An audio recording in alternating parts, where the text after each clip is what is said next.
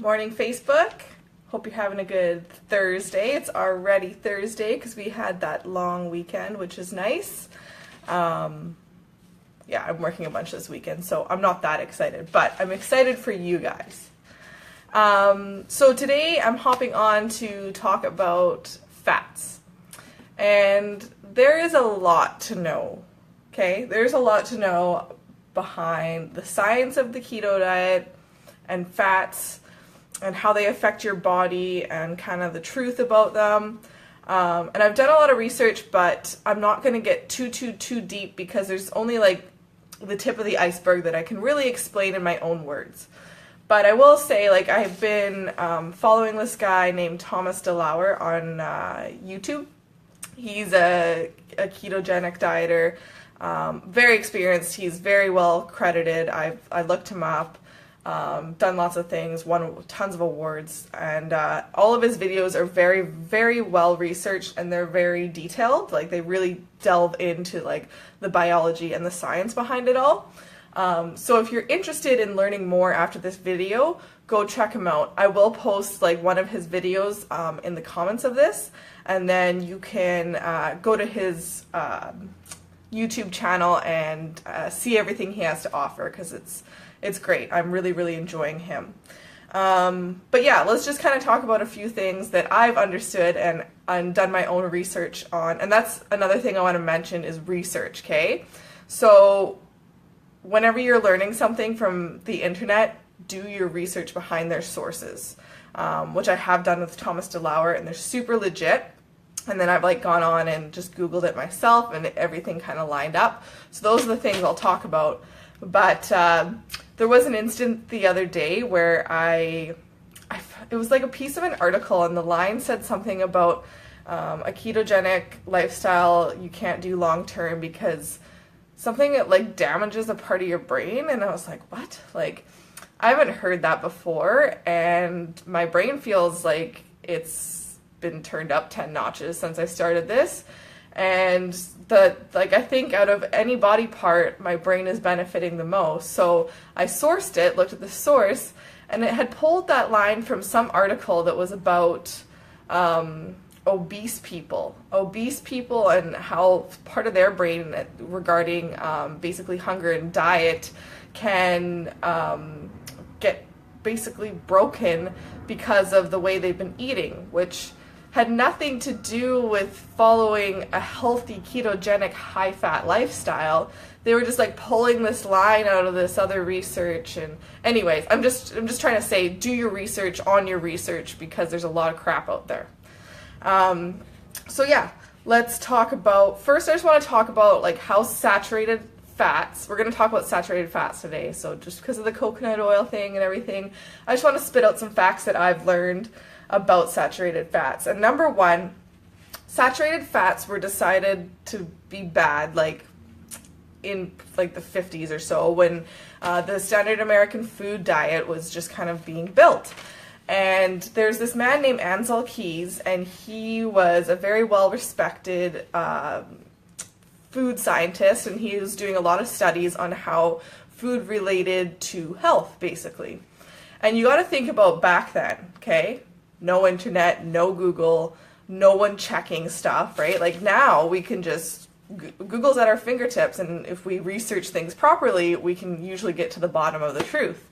But that wasn't the case back then, and people just, you know, they respected people and they just went with what they said, and basically like this American food diet was created on things like that. So that's just something interesting to think about right there.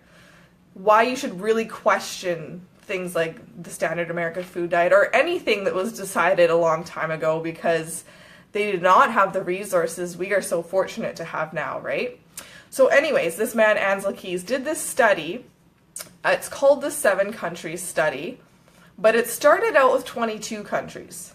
So he was taking 22 countries and trying to look at their diets and their life expectancy and all that, and trying to conclude his hypothesis, which was that saturated fats were directly correlated with cardiovascular disease. That was his hypothesis. And I don't really know why he left out a bunch of countries, like coming from him, but it started with 22, and then the research was put out with only 7. Only 7 of the 22 countries were used for his actual research and his conclusion that he put out, which you could never get away with now. Like it just doesn't work like that. But anyways, that's what he did, and I think he kind of used his credibility to just shove these other ones away, and the conclusion came out that saturated fats were directly correlated with cardiovascular disease. So that's what everyone went on to believe. And there's lots of people that bash him now and just say what a terrible thing that was that he did. And anyways, that's just other articles I've read. I don't know the truth of why he did it, but the fact is there was 22 countries in the start of the experiment, and then the research concluded with only 7 of them. So didn't make sense, and when you do look at some charts with the full 22 countries, it kind of sways the other way. So I don't really know. That's all I'm gonna say about that. That's just what I've read. You can do more research yourself, but it is pretty fishy. So then let's just kind of talk about your body and why it does need saturated fats. Okay, so half of your cell membrane is made up of saturated fats. Okay, so cells, that's what your body is made of. Half of your cell membrane is made of saturated fats. So right there, that just makes sense to me that to build your body, you need saturated fats, right? And to go on like a little further, your brain is made up 60% of fat. So 60% of your brain is made up of fat. 50% of that is saturated fat. Okay, so now brain development, you need saturated fat. And then there's more. So your nervous system, your nerves have a myelin sheath around them, right? Myelin sheath is made up of almost all saturated fat. So in order for brain development and your nervous system to function properly, and your nervous system to develop, you need saturated fats. Like to me, that's just kind of clear right there that we probably need more than what is being recommended to us. And this is why I think people often feel like like I've said, like I feel like my brain is kind of like on fire almost. And like the more fats I eat, and especially saturated fats, like when I eat a lot of coconut oil, I feel like bing, right on point. And I think probably other people, this is just my hypothesis, I haven't done research, but I think if other people, even not following a ketogenic diet or lifestyle, if they added in more saturated fats, I feel like they would probably start to feel a bit of the same effect. But that's just my hypothesis. I haven't done a study yet, just a thought. And yeah, like people, when they're in ketosis, they just feel like their brain's on fire. A lot of your motor functions feel better. So like I've even noticed in my workouts, like I think I kind of talked about last week, my insanity workout, and I was just able to go the whole time, and my movement was just very on point and sharp. And I don't know, I felt a lot better in that workout than I have in a long time. So it's just really interesting, just some things to think about. And saturated fat also has nutrients, okay? Vitamin D, A, and K, all things we need. So it's kind of been lumped into this don't eat much of it category.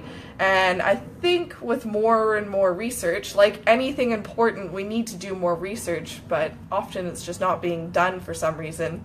So we need to take responsibility and do our own research, okay? You got to decide yourself, like what's right, what's wrong, or like what you believe according to what you've researched, because we can't rely on research that was done ages ago, and there's been new developments, and not much has changed really with the recommendations in our standard American diet. Oops, sorry, something just fell.